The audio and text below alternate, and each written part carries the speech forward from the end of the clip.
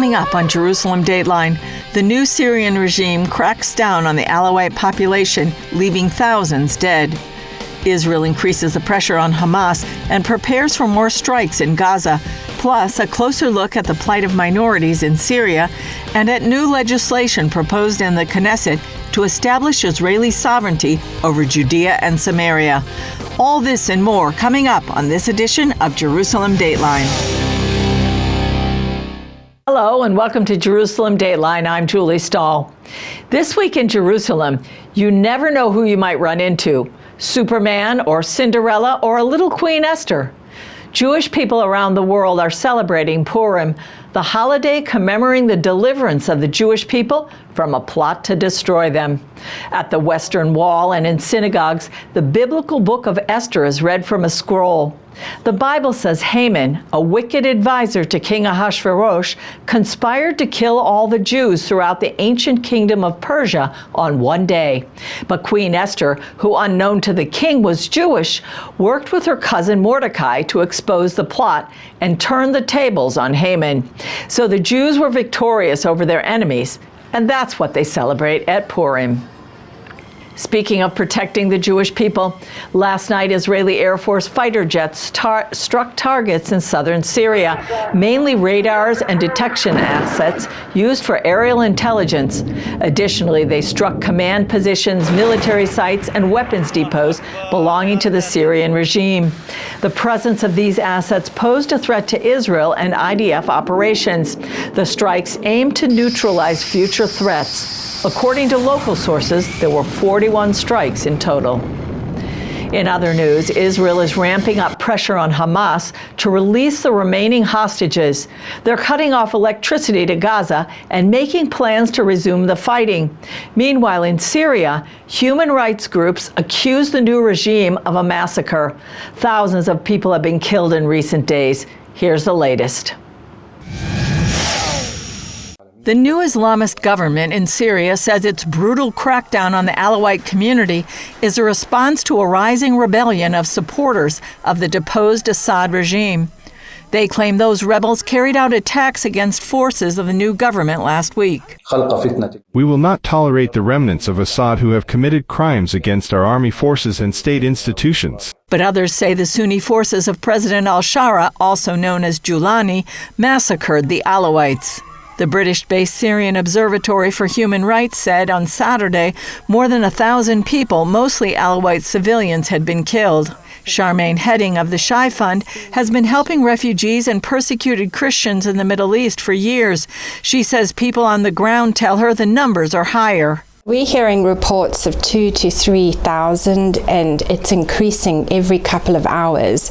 And we're seeing images and speaking to people on the ground that are just saying the bodies are piled up in the streets. In a statement, U.S. Secretary of State Marco Rubio condemned what he called radical Islamist terrorists who murdered people in recent days, saying the U.S. stands with ethnic minorities, including Christian, Druze, Alawite, and Kurdish communities. As trouble mounts for its northern neighbor, Israel is increasing the pressure on Hamas to release the remaining 59 hostages. It's cut off electricity it supplies to Gaza and is considering cutting off water. Also, the IDF is drawing up new war plans if Hamas doesn't free the hostages, lay down its arms, and give up governing in Gaza. We will employ all the tools available to us so that all the hostages will return, and we will ensure that Hamas won't be in Gaza on the day after. The U.S. has been dealing directly with the terror group to free the last living American hostage and all the hostages. U.S. negotiator Adam Boehler said he allayed Israel's concerns over those talks in a conversation with Ron Dermer, the Minister of Strategic Affairs. I think I was able to put him at ease, that I wasn't going to go off the rails, that it would be parameters that we would work on together. Meanwhile, Iran is refusing to negotiate with the U.S. about halting its rush to develop nuclear weapons. Some bullying governments insist on negotiations. Their negotiation is not aimed at resolving issues. They negotiate to dictate their will. President Trump wrote Supreme Leader Ayatollah Khamenei about the White House desire to strike a deal rather than attack Iran militarily to derail its nuclear ambitions. I've written him a letter saying, I hope you're going to negotiate, because if we have to go in militarily, it's going to be a terrible thing for them. You can't let them have a nuclear weapon. Coming up, slaughter in Syria, how Christians could get swept up in the warfare between Sunni and Shia.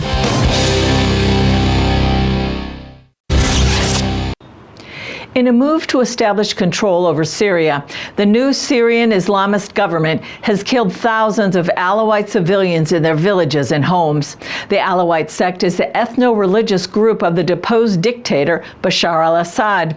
Charmaine Heading, who heads up the Shai Fund, works with multiple ethnic minorities in Syria, offering humanitarian aid. Here's her take on the latest killings and how they could be affecting the Christian community. What's the state of the Christians there? Well, the Christian community is interspersed within all of these communities, including a significant number along this coastal plain region where the Alawites live. And I've spoken to many of the Christians in this area, and they are experiencing this random looting, shooting, and executions in exactly the same way as the Alawites have been. So this is a Sunni, which Jelani is a Sunni. These are his groups, his government-controlled groups that are committing these ethno-religious genocidal acts, very much like we saw with ISIS, which was also Sunni, against other ethnic religious minorities. And how should the world be responding to this? I mean, it's kind of been under the radar to a certain extent. Under the radar in most places except Israel. Israel has been strikingly on this from the very beginning when Jelani or al-Shara took over Syria. They have called him out for being the terrorist that he is. He was part of the Jabhat al-Nusra or al-Qaeda group in Syria. He had a $10 million bounty on his head for killing many ethno-religious minorities across Iraq and Syria and Americans. So I think the international response, including Marco Rubio just in the last day, has been really strong, coming against these jihadi militias and terrorists.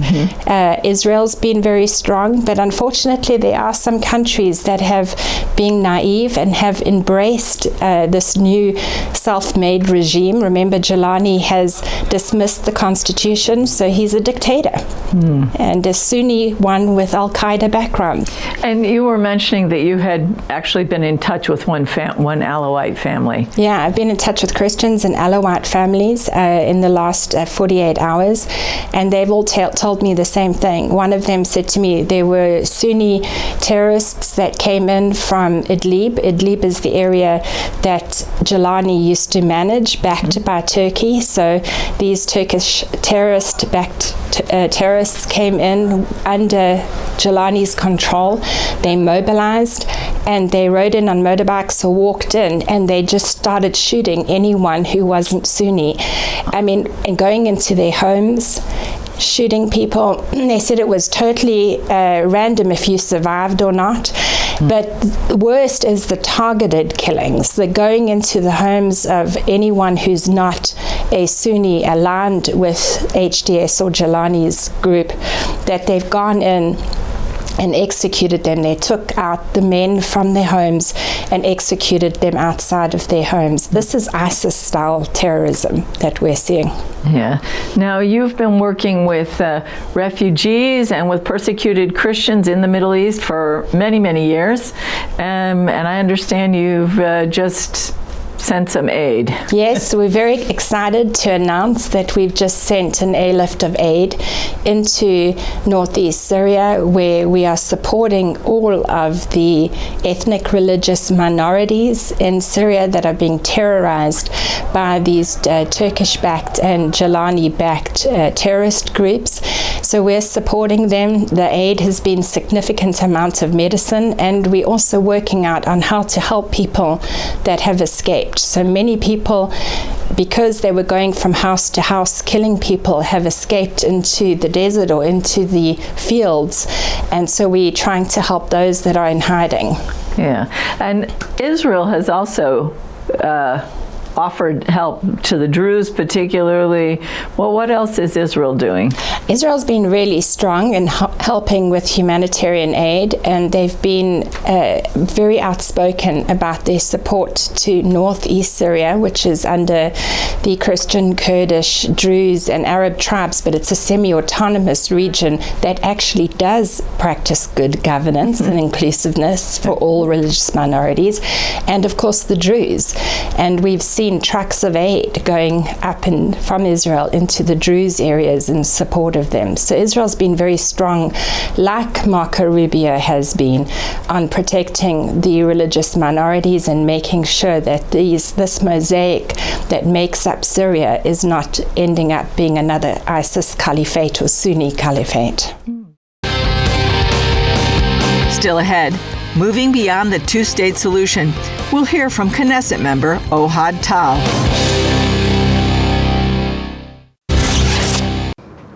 Besides the literal carnage that happened on October 7th, there are those who say something else died in Israel that day.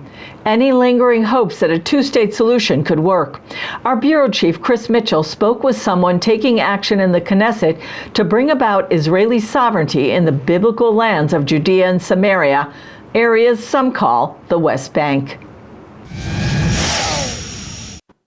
Member of Knesset, Ohad Tal, great to be with you. Tell us about what you're doing, you're proposing in the Knesset right now. Right. About a week and a half ago, I introduced a new bill in the Knesset, which I think is a historic bill to apply Israeli sovereignty in Judea and Samaria.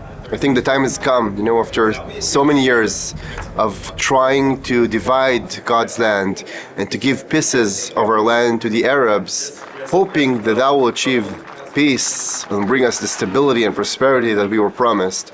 And after we've time and time again, we've saw that it failed. Now the time has come to actually implement God's policies in Israel, and that is to apply Israeli sovereignty in Judea and Samaria. I think that's the only solution that would truly bring peace, stability, and prosperity. What kind of support are you getting in the Knesset? So I think there's a lot of people, not just in the Knesset. Actually, there's a vast majority in the Israeli public who understand that the time has come for that. After October 7th, everybody understands that the two-state solution has failed miserably.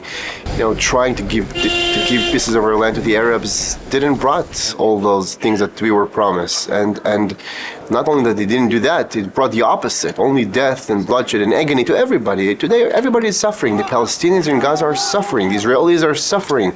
The Middle East is being bothered, and the whole world, and America, everybody is being bothered by the endless cycle of violence between the Israelis and the Arabs. We had 68 members of the Knesset saying that we need to take away the two-state solution and to implement new ideas of what to do with Judea and Samaria. And now the time has come for this bill to go through, and I think it will get wide support in Israel.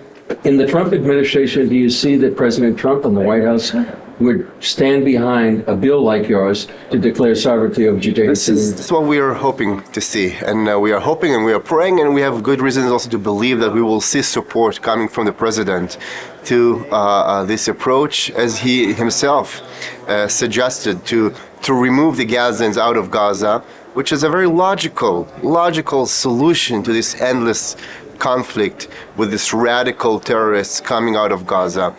President Trump comes with a common sense policies, and we are seeing it, and I am sure that he will also support the implementation of Israeli sovereignty in Judea and Samaria. It will solve the problem instead of keeping it there and only fooling ourselves that we can control the level of flames. It's not working. The time has come to remove the Gazans out of there. All these countries who said that Israel is committing genocide in Gaza. Ireland, for example, Canada, all these countries who supposedly support the Palestinians so much, well, then they should accept them. And tell us where your bill is now and where you expect it to go next? So it's actually the beginning of the process. This process can take several months, and of course, as much as if we will be able to reach understandings with the Trump administration, it will definitely help. When we come back, Tony Perkins from the Family Research Council with his take on the security threats facing Israel.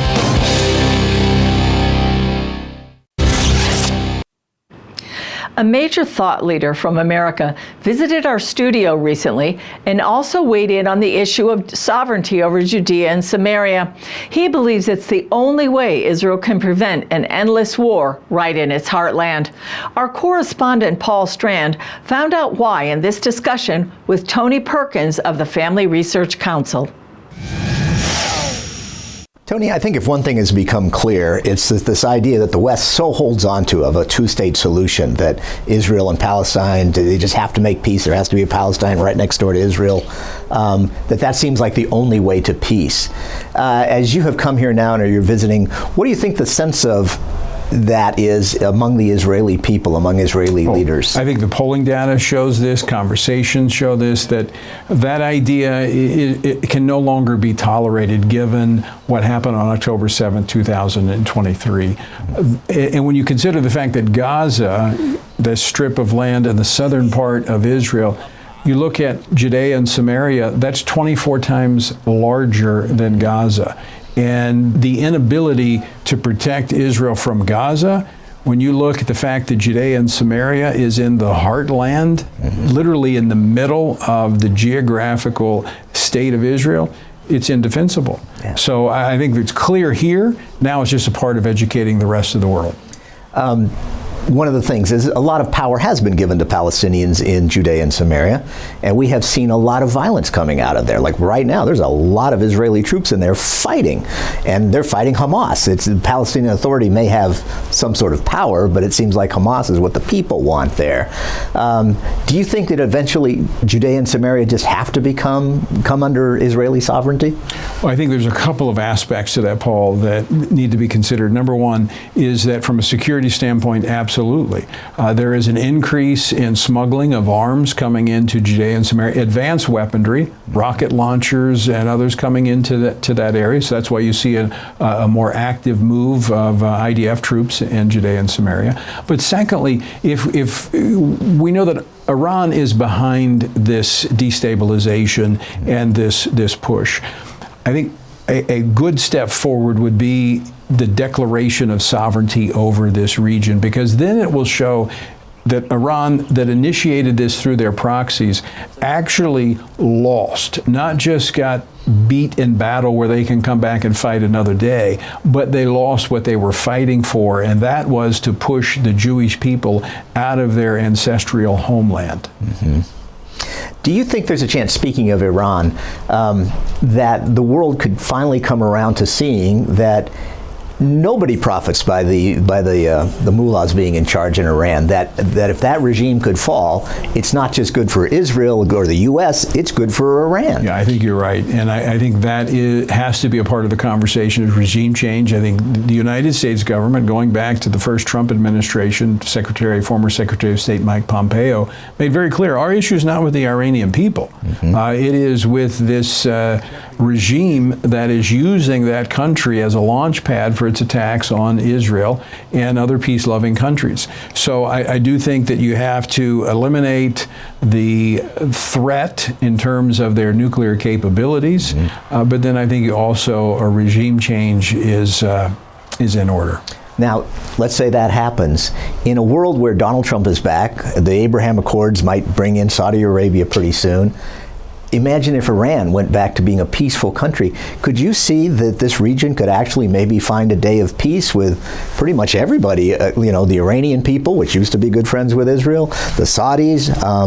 Could you see a day where there could actually be peace in this most volatile region? I do think that we can have a managed peace in this region. I would say that you can never take your eye off of Turkey. I personally, as I've tracked Turkey and President Erdogan there and his goal of reestablishing a Islamic caliphate, that you cannot for one moment close your eyes to the north and what might be coming from there someday.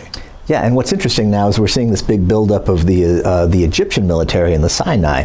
I imagine, okay, so maybe Turkey wants the Ottoman Empire back. Do you think there's a chance that maybe the Egyptians would like to see the Pharaoh days coming back? Yeah, I mean, I'm not as concerned because Egypt has El-Sisi's actually shown himself to be a pretty good partner. I've met with him a couple of times. Also, he has a very fragile government, and the whole society there is just, I don't think they could sustain something like that. Yeah. Where Turkey has one of the largest militaries in the region, it is also, unfortunately, a member from, of course, I speak as a public policy leader, as a Christian, not in for the administration. I'm not involved in the Trump administration, but I think it's shameful they're a part of NATO. Yeah. They are certainly not a good partner with the NATO countries, and I do think they are one of the greatest risks in the region. I have to agree with you. Well, thank you so much, Tony Perkins, Family Research Council. Appreciate your time. Thanks, Paul. Good to be with you. In addition to wars and rumors of wars, there's another event happening in Israel that's not getting a lot of press, but it's affecting everyone's quality of life for the better. Spring has arrived, and the reason we know for sure is because of one special blossom. When it appears every year, it lifts the hearts and points to an encouraging scripture from the book of Jeremiah. And I'm standing next to an almond tree, and that's because almond trees are the first trees that bloom, or one of the first trees that bloom after the winter. So it's a sign that spring is coming. Now we read about the shaked, the almond, in the book of Jeremiah. Asked Jeremiah in verse 11, Jeremiah, what do you see? And I said, I see a branch of an almond tree. Then the Lord said to me, you have seen well, or I am watching over to perform my word. Now, what's the connection between those two things? Well, a shaked, almond, that Jeremiah talked about, is related to the word shoked, which is what God says he's doing to his word. He's watching over it. So it's like a watchman. And that's the sign of the almond blossom, that it comes right after winter. So we know the spring is coming. And just like God fulfills his word, like when it's winter and we think it's not going to come, spring will never come, God is watching over his word to perform it. That's all for this edition of Jerusalem Dateline. Thanks for joining us. And please keep praying for the protection and peace of Jerusalem, that no weapon formed against Israel would prosper. Remember, the God who watches over Israel and you and me neither slumbers nor sleeps. I'm Julie Stahl. For all of us here at the Jerusalem Bureau, we'll see you next time on Jerusalem Dateline.